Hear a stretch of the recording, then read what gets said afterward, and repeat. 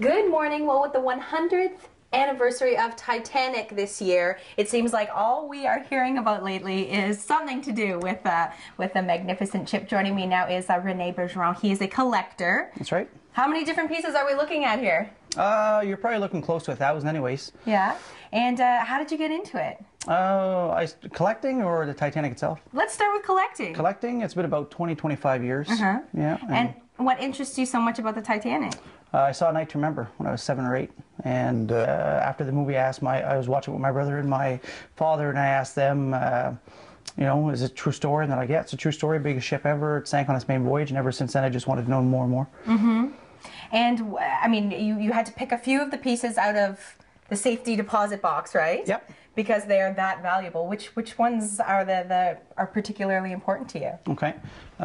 We have the cup and saucer here, and this one here is actually from the Titanic. Like many White Star ships, they all use the same patterns, but Titanic and Olympic were the biggest ships ever, so they wanted to make them special.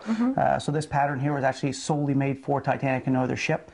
And this comes from a passenger that got on in Southampton but got off in Queenstown, Ireland, and just took a souvenir like you would do in a hotel or something like that. Okay, yeah, way back when, before they took your when they didn't take your credit card information. Exactly. Okay, so the way that you have identified that it was from the Titanic is because it has that specific pattern. That's right. And how long ago did you come across this? I've owned this for probably about 7 years. And what's it worth? Lots of money. And what'd you pay for it? Hey, I actually got it for free. What? Yeah. Why? Yeah, one of my friends was a big collector, sold off his collection in 2004, I think. And I helped him out through the years, and it's just something that he gave me because he wanted me to have it. Okay. It's something that didn't sell. And he said, I wanted you to have this to put in your collection. I know it'll have a good home. That's got a nice story behind it. Yeah. And it's in pristine condition. No, it's brand new. I can't believe that it's 100 years old. Yeah. Okay, so what are some of the other pieces that were actually from the ship? From the ship, you've got the piece of Grand Staircase wood here. And this is from the Grand Staircase. The way this was acquired was in 1912. The bodies were floating in the ocean, right? The people that passed away. White Star had to hire ships from Halifax to go out to recover the bodies. And at the same time, the seamen would pick up pieces of souvenir wreckwood for a souvenir. Really? And this piece of wood comes from a frame. Can I touch it? Yeah, you sure can.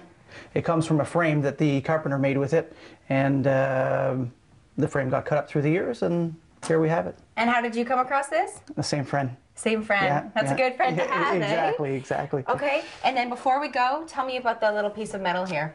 This here's a piece of steel from the Titanic, from the big piece. They brought up a piece in 1998, and my friend worked at an exhibit and kind of got that because they were throwing it away in garbage, so it's an actual piece of the hull. So that was underwater for upwards of 90 years. Yeah, yeah.